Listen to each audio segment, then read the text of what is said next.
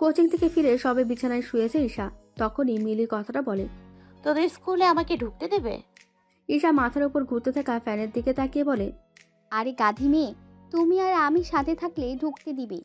আর কালকে প্রোগ্রাম যেহেতু আরামসে ঢুকতে পারবো। তুই গাধি, তোর 14 গোষ্ঠী গাধি। কথাটা মনে মনে মিলিকে উদ্দেশ্য করে বলে ঈশা। সেখানে গিয়ে আমার লাভ কি বলো? মিলির দিকে তাকিয়ে বলে ঈশা।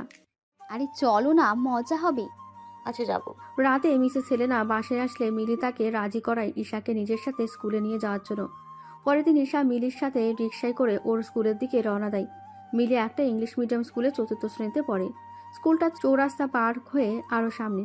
প্রতিদিন স্কুলের গাড়িতে করে ক্লাস করতে যায় মিলি। মিলি স্কুলের 3য় তলায় হল রুমে বসে আছে ঈশা। অনুষ্ঠানে একের পর এক বক্তব্য শুনে প্রচণ্ড ঘুম পাচ্ছে। মিলি ঈশাকে বসিয়ে রেখে খেলতে চলে গেছে। ঈশা ব্যাগ থেকে বাসার বাটন ফোনটা বের করে অভিককে মেসেজ দিল। কই তুমি?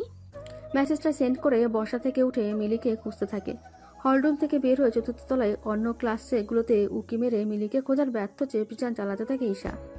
4র্থ তলা থেকে নেমে 3য় তলায় মিলিকে খুঁজতে থাকে। এক্সকিউজ মি, কাউকে খুঁজছেন? অপরিচিত ছেলের কণ্ঠ পেয়ে ঈশা পেছনে ঘোরে। পেছনে ঘুরে দেখে 3টে ছেলে দাঁড়িয়ে আছে তার দিকে তাকিয়ে। ঈশা বিরক্ত মুখে কথা জবাব না দিয়েই আবার মিলিকে খুঁজতে থাকে। মিলিকে খুঁজে না পেয়ে ফোনটা আবার হাতে নেয়। দেখে অভিক মেসেজের রিপ্লাই করেছে, সাথে ফোনে কলও করেছে। আমি মিলির স্কুলে আছি। মেসেজের রিপ্লাই পেয়ে অভিক কল দেয় সাথে সাথে। তুই সত্যি মিলির স্কুলে? অভিক আশ্চর্য গলায় উত্তর দেয়। হ্যাঁ, অনুষ্ঠানে আসছি। মিলির স্কুলের বিপরীতের রাস্তায় যে ভাওয়াল কলেজ আছে, আমি সেখানের অনুষ্ঠানে আছি। আর তুমি একটু অপেক্ষা করো, আমি দেখা করতে আসবো। আচ্ছা রাখছি তাহলে।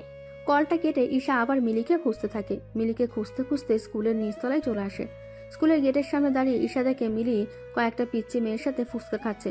মিলিকে মনে মনে কতগুলো বকা দিয়ে ওর গোষ্ঠী উদ্ধার করে মিলির দিকে হাঁটা দেয় ঈশা।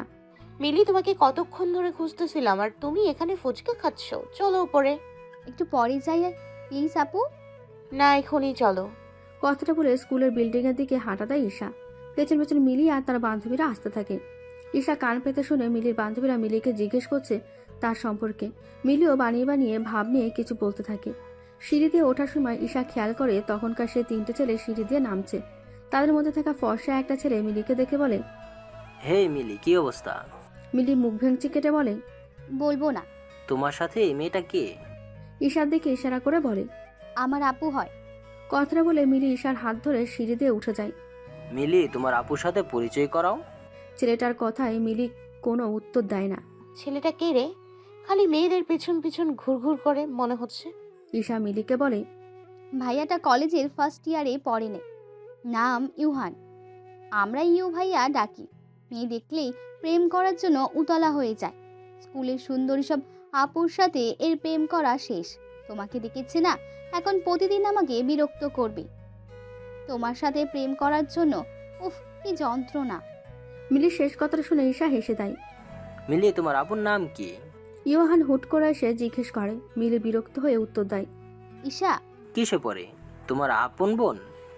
তোমার যে এত সুন্দর বোন আছে জানতামই না। ক্লাস 10-এ পড়ে। আমার খালাতো বোন হয়। মিলি, সব উত্তর তো তুমিই দিচ্ছ, তোমার আপু কিছু বলছে না কেন? এই যে আপনার নাম্বারটা দেওয়া যাবে? না, দেওয়া যাবে না। মিলি আবারও উত্তর দেয়। ঈশা মিলির পাশে দাঁড়িয়ে মুখে হাত দিয়ে হাসতে থাকে। এই মুহূর্তে মনে হচ্ছে মিলি বড় বোন আর ঈশা ছোট বোন। ওকে, নো প্রবলেম, আমার নাম্বার দিচ্ছি, একটা কলম দেন। ইউহান বন্ধুকে বলে। ইউহানের বন্ধু খুঁজে কলম বের করে। আরে কাগজও লাগবে। ইভান আবার বলে। আরেকটা বন্ধু কই থেকে খুঁজে ছোট একটা টুকরো কাগজ আনে। ইভান কাগজে কিছু লিখে সেটা ঈশার দিকে বাড়িয়ে দেয়। মিলি ইওয়ানের হাত থেকে কাগজটা নিয়ে নেয়। ইওয়ান হেসে সেখান থেকে চলে যায়। ইওয়ান চলে গেলে মিলি আর ঈশা কাগজ খুলে দেখে নাম্বার লেখা। দুজনে বুঝে যায় এটা ইওয়ানের নাম্বার। কাগজটা দেখে একে অপরের দিকে তাকিয়ে হেসে দেয়। নাম্বারের কাগজটা মিলি নিজের কাছে রেখে দেয়। ঈশা কাগজটার প্রতি কোনো রকম আগ্রহ দেখায় না। হুট করে ঈশার ব্যাগে থাকা ফোনটা বেজে ওঠে। ঈশা ফোনটা বের করে দেখে অভিক কল দিয়েছে। মিলি ঈশাকে বলে, কে কল করেছে? আমার আব্বু। আমি একটু সাইডে গিয়ে কথা বলে আসি, থাকো। কথাটা বলে ফোন নিয়ে ঈশা একটা ফাঁকা ক্লাসে চলে যায়। কি বলো? ঈশা কল রিসিভ করে বলে, আমি নিচে দাঁড়িয়ে আছি, তুমি নামো। আচ্ছা নামতেছি, তুমি আর কল দিও না। স্কুলের পাশের রাস্তায় দাঁড়িয়ে আছি। ওকে। কলটা কেটে ঈশা দেখে মিলি তার দিকে তাকিয়ে আছে। জলদি নাম্বার আর সব মেসেজ ডিলিট করে ফেলে। ফোনটা আমাকে দাও। মিলি হাত বাড়িয়ে পড়ে। মিলিকে ফোনটা দিয়ে ঈশা সুযোগ খুঁজতে থাকে নিচে যাওয়ার, কিন্তু মিলি তাকে সুযোগই দিচ্ছে না। মিলিকে বুঝিয়ে শুনিয়ে ঈশা নিচে নেমে যায়, কিন্তু বিপত্তি বাধে ইভানকে নিয়ে। ঈশাকে দেখে ইভান পেছনেই ছাড়ছিল না। শেষে এক বন্ধু ডাক দিলে ইভান সেখানে গেল। ঈশা দ্রুত স্কুলের পাশের রাস্তা যায়। অভিককে দূর থেকে দেখে ঈশা তাকিয়ে থাকে। কালো রঙের একটা শার্ট পরেছে, এতে অভিককে সুন্দর লাগছে অনেক। চলো। অভিক কথাটা বলে হাঁটা দেয়। কই যাব? মিলিকে রেখে যাওয়া যাবে না। রেস্টুরেন্টে। আরে সামনেই, বেশি সময় লাগবে না, রিক্সা নিচ্ছি আমি। অভিক রিক্সা ডাক দিয়ে ওঠে। অনিচ্ছা সত্ত্বেও ঈশা রিক্সায় ওঠে। রেস্টুরেন্টে গিয়ে নাম না জানা অনেক খাবার অভিক অর্ডার করে। ঈশা খাবারগুলো দেখে অবাক হয়ে তাকিয়ে থাকে। যেই পরিবেশে সে বড় হয়েছে সেখানে খুব কমই বাইরে বের হয়, আর বাইরের পরিচিত খাবার ছাড়া কখনো কিছু খায়নি। বাসার লোকেরা তো কখনো রেস্টুরেন্টে নিয়ে যায়নি। ঈশা লজ্জায় মাথা নিচু করে বসে থাকে। ঈশা খাচ্ছে না দেখে অভিক খাবার তুলে খাইয়ে দেয়।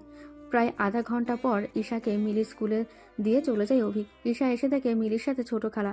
ঈশা বুঝে যায় নিশ্চয়ই মিলি তার মাকে কল দিয়েছে। ঈশাকে দেখে মিলি কিছু না বলে ছোট খালার হাত ধরে নামতে থাকে। বাসায় এসে মিসেস এলেনার জেরার সম্মুখীন হতে হয় ঈশাকে। কই গেছিলি? মিসেস এলেনা চিৎকার করে জিজ্ঞেস করে। সামনে যে কলেজটা আছে, ভাওয়াল কলেজ, ওইটা দেখতে গিয়েছিলাম। মেলিকে রেখে কেন গেলি বল? এমনি ভালো লাগতেছিল না। তোরে পাঠাইছিলাম মেলির সাথে এই অনুষ্ঠানে, আর তুই ভালো লাগতেছিল না মারাস? তোর একদিন কি আমার একদিন। কথাটা বলেই মিসেস এলেনা কয়েকটা থাপ্পড় দেয় গালে। চুল টেনে পিঠে কিল মারে। রবিউল দৌড়ে এসে হেলেনাকে থামায়। ঈশা চুপ করে থাকে।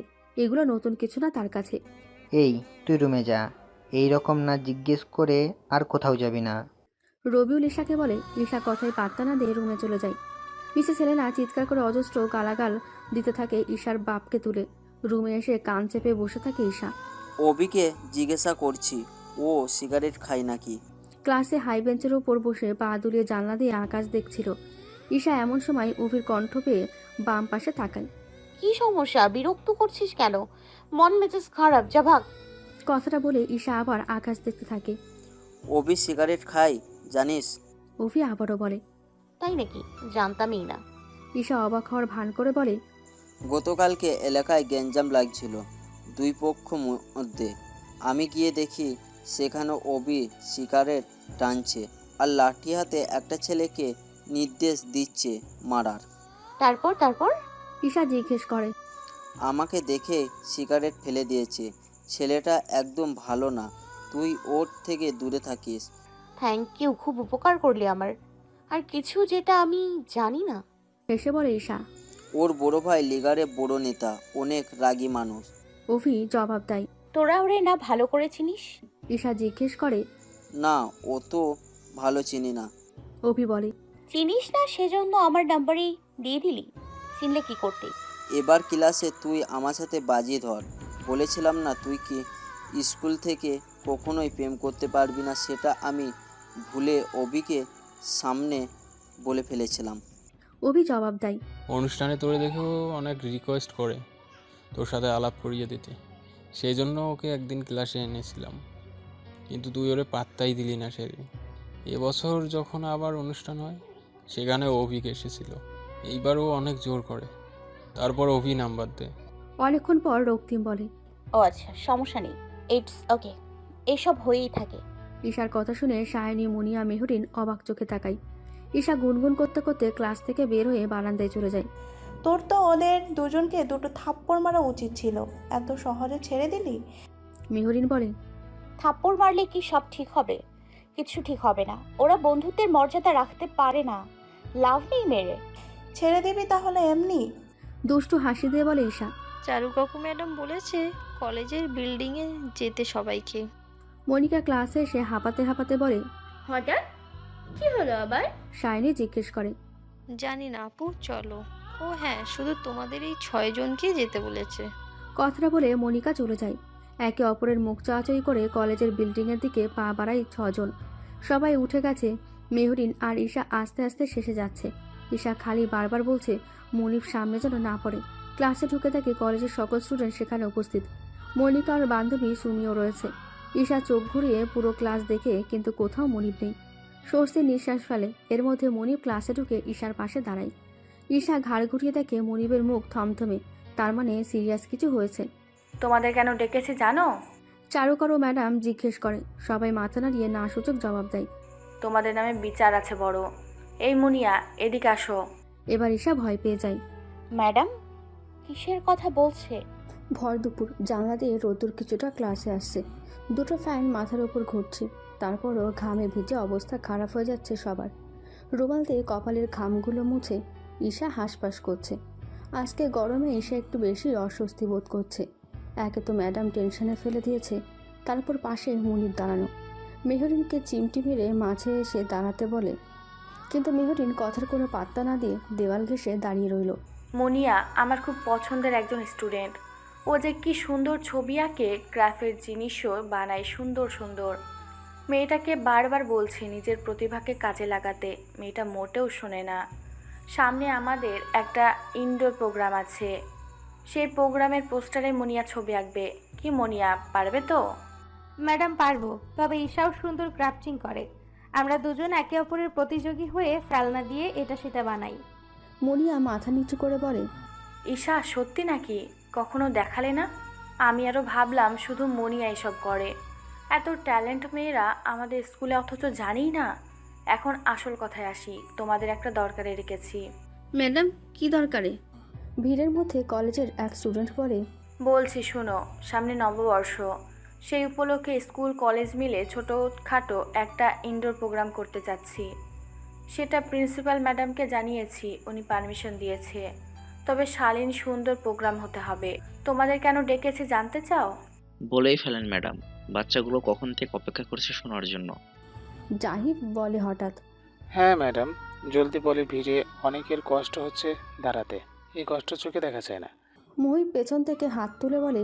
মুহিবের কথা শুনে ঈশা চোরের মতো রইল, মনে হচ্ছে কথাটা তাকে উদ্দেশ্য করে বলা। মুহিব কি বললা? কষ্ট হচ্ছে? কার কষ্ট হচ্ছে বলো শুনি। ম্যাডাম সবাইকে থামিয়ে জিজ্ঞেস করে। মুহিব হাসি দিয়ে বলে, অনেক গরম পড়ছে তো, এই ক্লাসে এতগুলো মানুষের কষ্ট হচ্ছে সেটা বললাম। আপনি জানি কি বলতেছিলেন ম্যাম, সেটা শেষ করেন। ওকে, তাহলে আমি চুজ করছি কে কে থাকবা আর কে কে ক্লাসে যাবা।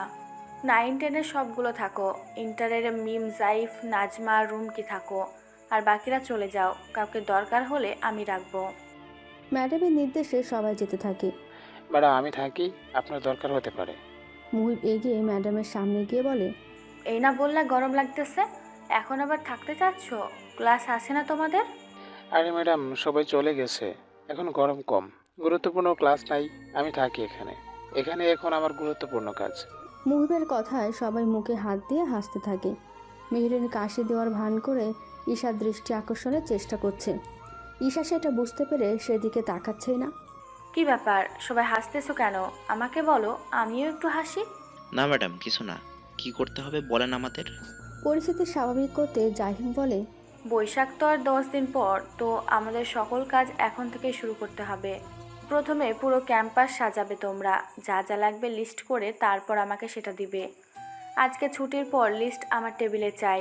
লিস্ট অনুযায়ী সব আনার পর বলবো কিভাবে কি করতে যাচ্ছি। সবাই মিলে লিস্টটা করে ফেলো। আমি ওই বিল্ডিংয়ে ক্লাস নিয়ে আসতেছি। ম্যাডাম এখন তো আপনার ক্লাস আমাদের সাথে। মনিকা বলে। আচ্ছা চলো যাই একসাথে। মনিকা আর সুমি দুজনে চারুকলা ম্যাডামের সঙ্গে চলে যায়। লিস্ট করা শুরু করি তাহলে, কে লিখবে? মিম বলে, ও আপনি সিনিয়র, আপনিই লেখেন। দাঁড়ান, আমি কাগজ কলম এনে দিচ্ছি। অভি আগ বাড়িয়ে বলে। সায়নী, মুনিয়া, মেহরিন আর ঈশা এক পাশে দাঁড়িয়ে ফিসফিস করছে। রক্তিম ফোন বের করে জাইফের সাথে কিছু নিয়ে আলাপ করায় ব্যস্ত। মুহিব নাজমার পেছনে দাঁড়িয়ে ওকে বিরক্ত করছে। নাজমা পেছনে ঘুরে চোখ গরম করে তাকাচ্ছে, সেটা মুহিব পাত্তাই দিচ্ছে না। অভি খুঁজে একটা কাগজ আর ওর কাছে কলম ছিল, সেটা এনে মিমকে দেয়। কি কি লিখবো? মিম কলম হাতে জিজ্ঞেস করে। রঙিন কাগজ, বেলুন, সাইন পেন। মুনিয়া জবাব দেয়। পোস্টার বানালে রং লাগবে, পোস্টার কালার আর সাথে জল রং লাগবে। বড় সাদা আর্ট পেপারও লাগবে পোস্টারের জন্য। ঈশা বলে। মিম সবগুলো নোট করতে থাকে। পিপাসা লাগছে, পানি খাবো চল। মেহরিনের হাত ধরে বলে ঈশা। আরে একটু পরে যাই, কাজ তো হয়েই গেছে প্রায়। মেহরিন জবাব দেয়। মেহরিনের জবাবে ঈশা বিরক্ত হয়ে বলে, থাক তুই, গেলাম আমি। ক্লাস থেকে বের হয়ে পানির ফিল্টারের কাছে গিয়ে গ্লাস ধুয়ে পানি নিয়ে সেটা পান করে। গ্লাসটা আবার ফিল্টারের পাশে রেখে দেয় ঈশা। একটু সরেন, অনেকক্ষণ ধরে পানির তৃষ্ণায় মরে যাচ্ছি।